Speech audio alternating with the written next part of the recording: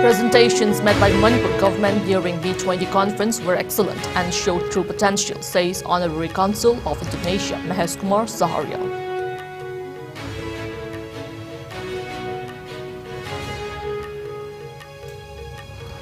G20 delegates visit various picturesque sites in Imphal city, offer prayers at Sri Sri Govindaji temple.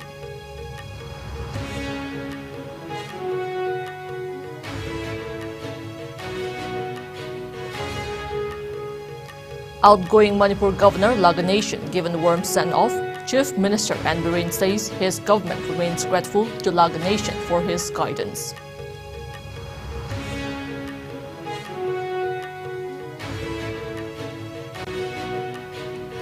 And Chief Minister Nongthongmam Biren launches water treatment plant worth 188 crore rupees at Jingkaiting in Imphal East, urges people to use water judiciously.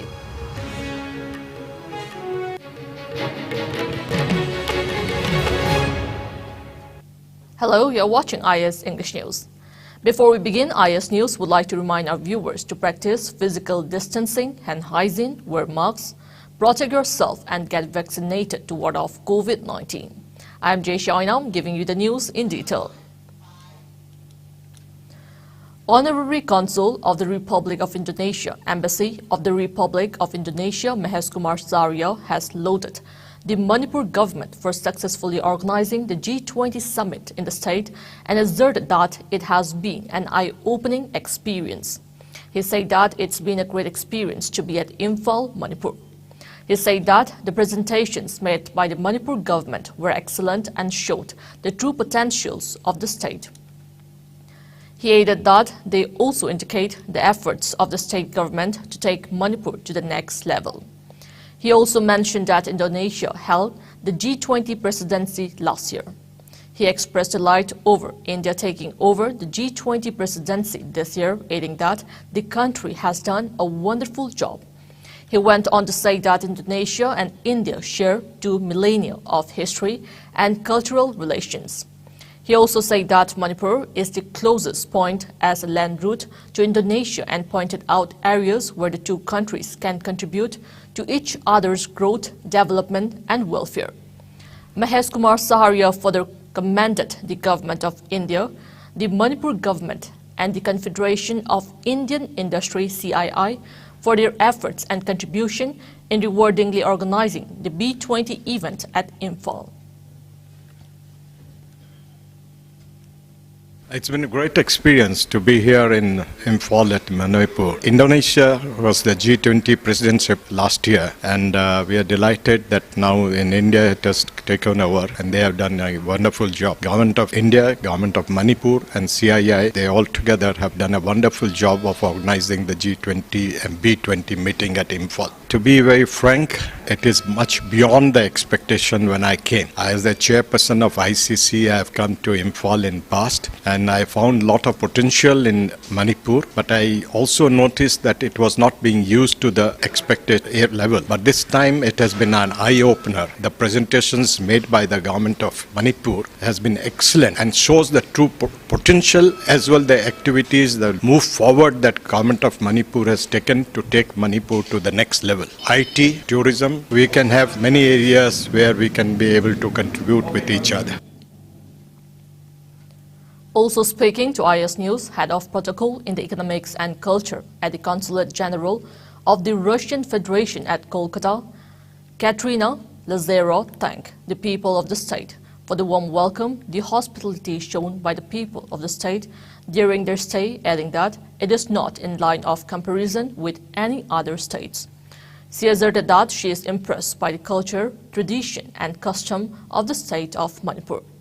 She also said that Russia is interested in strengthening ties, especially with India, and added that one of the main goals of India during the G20 presidency this year is not only bilateral cooperation but also regional level cooperation.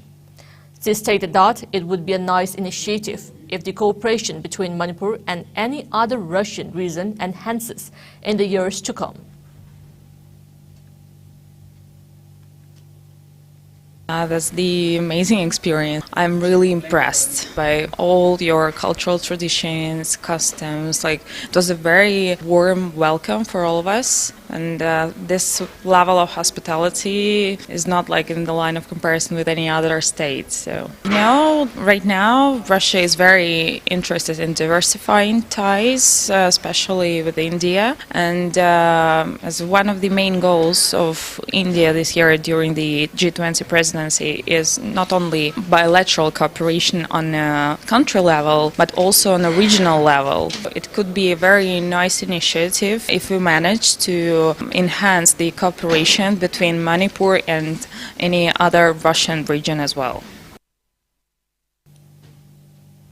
On the final day of the three-day visit to Manipur for the G20 summit, the G20 delegates did not miss a chance to visit various picturesque sites of Imphal city.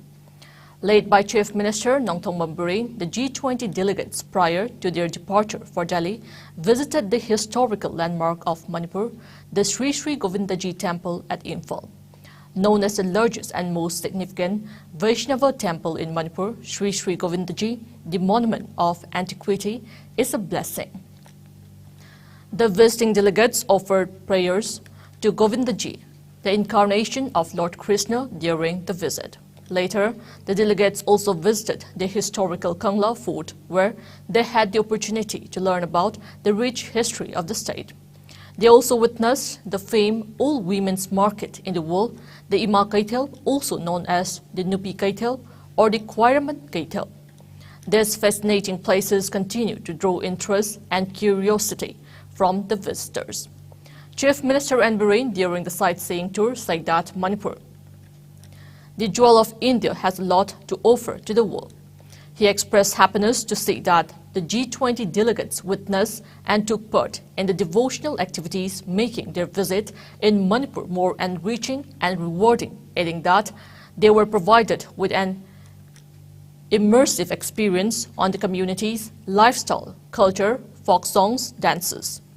Manipur hosted the first of the 4 sessions of B20 conference, the official G20 dialogue forum for the global business community at the city convention in Palace Compound, Imphal, on February 17, attended by the delegates. Yesterday, the Chief Minister led the G20 delegates, diplomats, ambassadors in a sightseeing tour to various scenic places across the state, including the Ibutau Marging Polo Complex at Haingang, INA Headquarters Complex at Moirang, the pristine Loktak Lake and Sangai Ethnic Park at Moirang Kuno. They also witnessed a Rambai show and a polo match at Merging Polo Ground, a boat tour in Loktak Lake, besides witnessing the replicas of traditional huts of more than 30 different indigenous tribal communities of the state. As many as 117 delegates from 23 nations representing Australia, Argentina, Bangladesh, Bhutan, Chad, Canada, China, France, Greece, Iceland, Japan, Nepal, Russia, Seychelles, Singapore, South Africa, Switzerland, Tunisia, Uganda, United States and United Kingdom were on a 3-day visit to the state to attend the G20 summit. Besides the delegates from these countries, the dignitaries included 26 overseas business delegates and 24 diplomats, including ambassadors from these countries and India. Additionally, incoming trade and business delegations and representatives from Bhutan, Bangladesh, Japan, and Australia were also part of the team.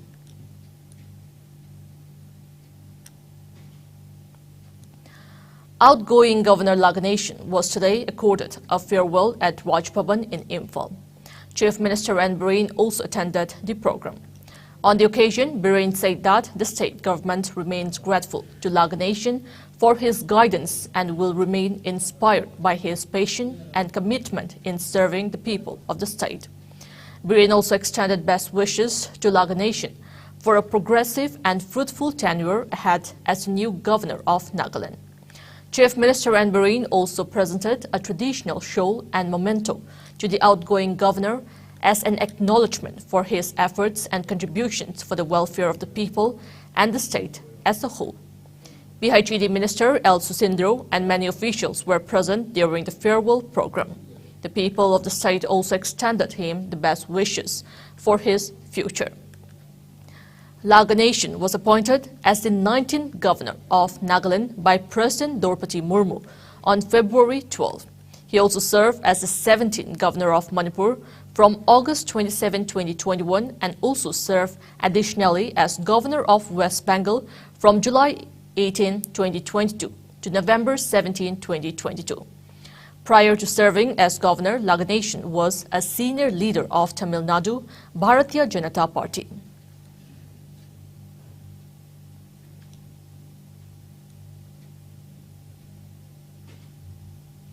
Chief Minister Nangthong Mombarin launched a water treatment plant worth 100 crore rupees being constructed at Jinkhaiching in Imphal East District today.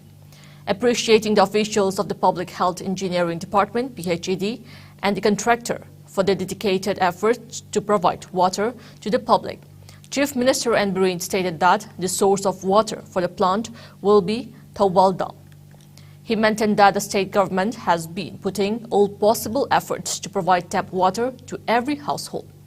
Once the pipeline laying work is completed, the plant at Jinkhaiching will be able to provide water to various parts of Imphal, including those areas which get water from Singda Dam. The Chief Minister continued that there had been apprehension among the public about drying up of water at sources like Singda Dam, adding that the drying up of water sources is mainly due to large-scale deforestation. He also stressed on the possibility of providing tap water to entire Imphal area by the plant for the period before the onset of rainy season.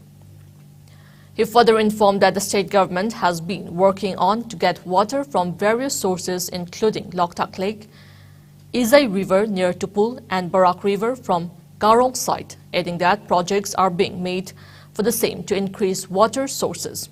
He lamented that many people are very irresponsible in using water and stressed the need for judicious use of water.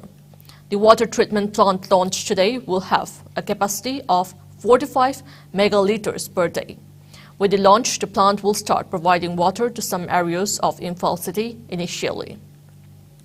Later, the Chief Minister also visited the water supply scheme constructed at Porompat near the TV tower and also released its water supply. Public Health Engineering Minister Leishangthem Susindro Meitei, Secretary, Government of Manipur, Namoyjam Kheda Verta, officials of Public Health Engineering Department and Keystone Infra Private Limited took part in the program.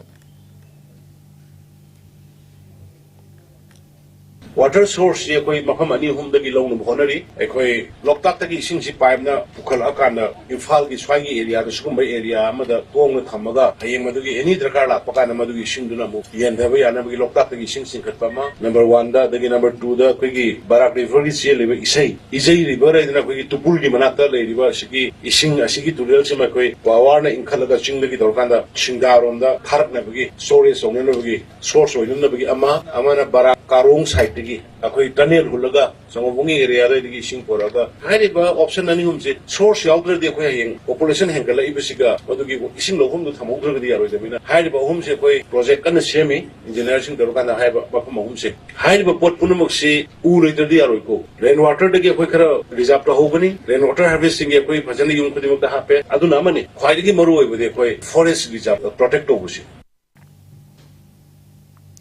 Manipur Art and Culture Commissioner M. Joy emphasized the importance of organizing art exhibition regularly, saying it benefits the budding artists and art enthusiasts. He was speaking on the sidelines of an art exhibition at iArt Gallery at Thangwaiban, Lorungpurel Laikai in Imphal today. The artworks done by artist Mangsatabam Samson over the 1995 till date were displayed at the exhibition. In all 75 paintings and sculptures by Mangsatabam Samson were exposed to the visitors. M. Joy highlighted the activities and schemes initiated by the state government for the welfare of the artists and also mentioned about the Chief Minister Artist Singi Tengbang, which provides fund and pensions to the artists. He reiterated that organizing art exhibition regularly can exhibit artists' creativities to the people.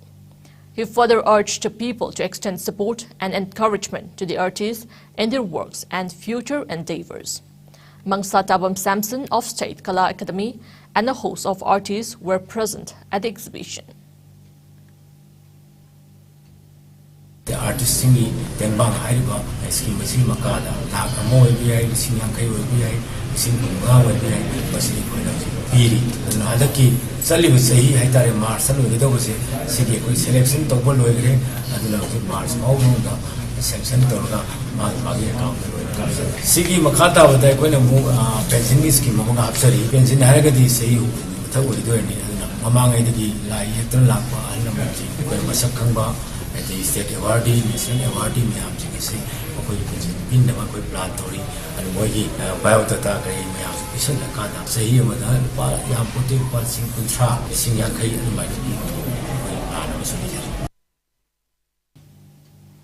A mass tree plantation drive was carried out in and around Nongdam, Iputau Sanglen, and Wakha today.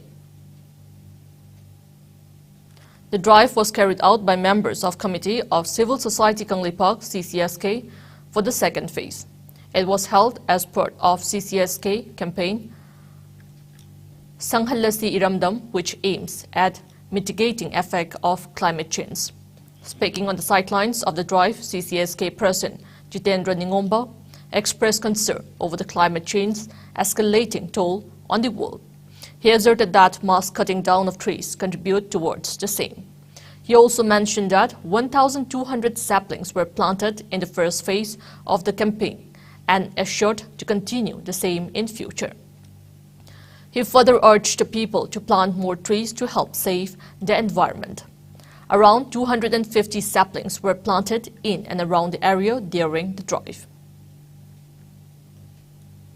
apam makhal gi usingdu reasonable oibo mongda pibu ngamna ba koi forest department ka tied up tawjaraga koi thinjarake musung koi isaju thab yogjege loina na singi area gi opi plantation tawgun tawgi ma kakki ba kahin gi ba maru ko sing kanoma yam singsu angam makhai gi koi tawu ngamna ba koi su khana jege miam pumna mongsu kulkul gi lekai kalam kanon su usa thabgi drive si sathamine haraka nong chugoda matamda nong chudaba adigi nong kidang chugoda matamda nong khum chugba wana balance kargu pose mosi pose kitang phanana bu gida mukta ai angama thotang yamina se hebo fumdu aina mayam gi fumda koi CCSK makeji gi ai thamjeri. Now it's time for a short commercial break. Keep watching IS News. Go Aviator Academy, a complete platform for aviation aspirants, inspired by experienced professionals.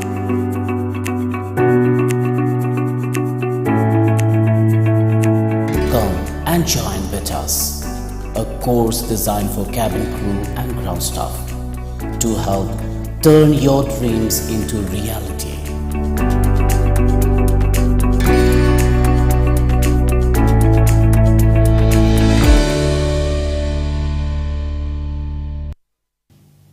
Welcome back. You're watching IS English News. Devotees across India throng temples of Lord Shiva to offer prayers on the occasion of Mahashivratri.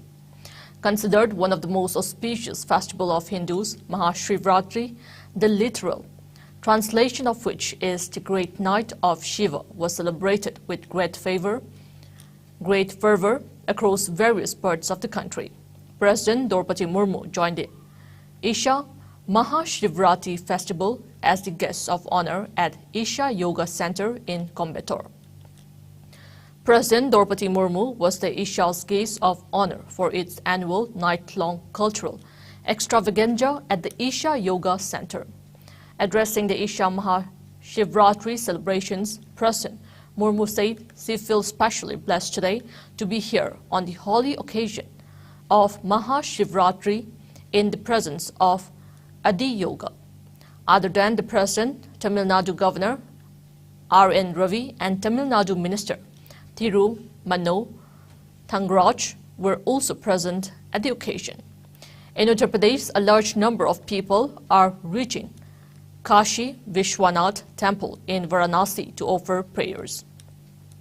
Devotees are also taking holy dip in the Ganges.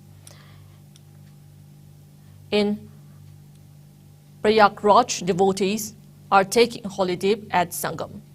In the national capital, temples have been decorated and people started offering prayers since early morning. Long queues of devotees are being witnessed at most of the Lord Shiva temples in Delhi.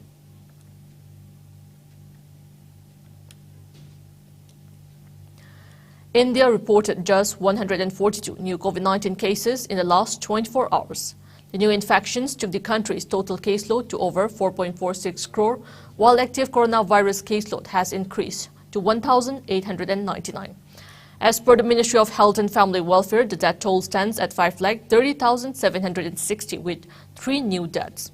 Meanwhile, the number of people who have recuperated from the disease has gone up to 4,41,52,258 with 107 recoveries in the last 24 hours. The country's recovery rate stands at 98.81%. Over 220.63 crore vaccine doses have been administered so far under the nationwide vaccination drive. Top 3 states contributing maximum number of COVID-19 cases to India's tally are Maharashtra, Kerala and Karnataka. Meanwhile, in the northeast India, Assam has the highest number of active cases, followed by Mizoram and Meghalaya. COVID-19 has infected over 67 crore 86 lakh, while more than 67 lakh 90,000 have succumbed to the dreaded coronavirus, and recoveries are above 65 crore 12 lakh. Globally, USA has the highest COVID-19 cases, followed by India and France.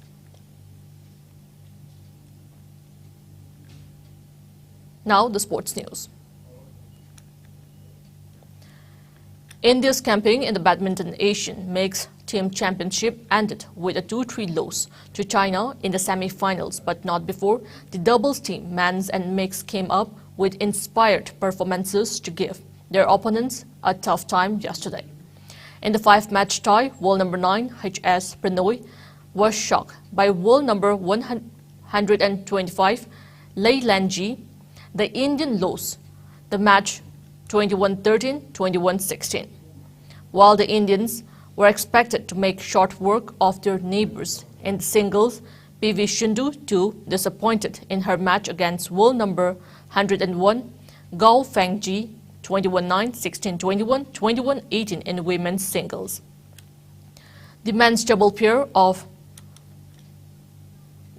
Dhruv Kapila and Chirag Sethi then overcame Ji Tiang and Zhou Hao 21-19, 21-19, and the women's double pair of Trisa Jolie and Gayatri Gopichan defeated Lui Seng-su and Dan Ning 21-18, 13-21, 21-19 to level the scores at 2-2. All eyes were on the mixed doubles pair of Ishan Vatnagar and Tanisha Cresto to guide India into the final, but Jiang Zhenbang and Wei Yajin proved too strong in the decider, winning 21-17, 21-13 in just 34 minutes. Though India lost the keenly contest match, they will return home with a first ever medal, a bronze, from the continental tournament, as both losing semi-finals are awarded medals.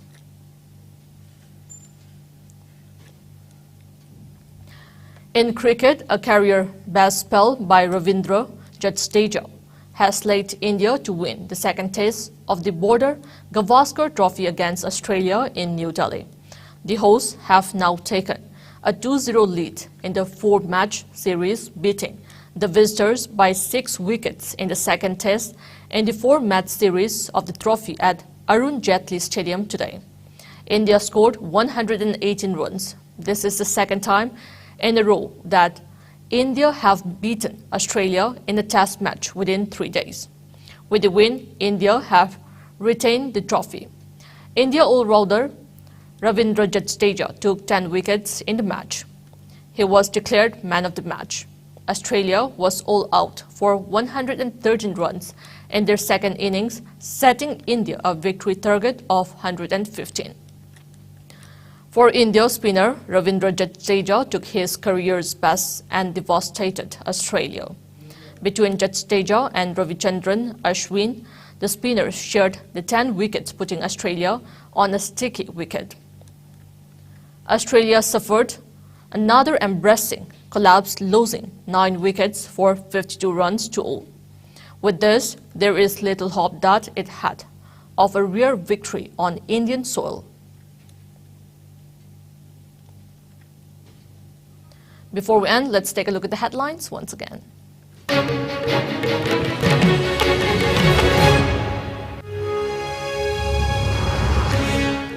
Presentations made by Manipur government during B20 conference were excellent and showed true potentials, says Honorary Consul of Indonesia, Maheskumar Shaurya.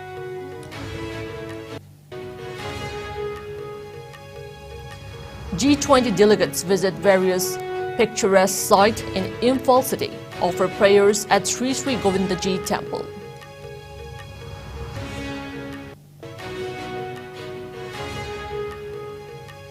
Outgoing Manipur Governor Laganation given warm send-off. Chief Minister N. Biren says his government remains grateful to Laganation for his guidance.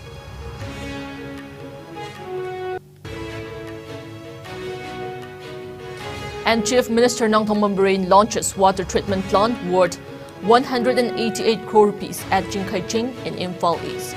Urges people to use water judiciously.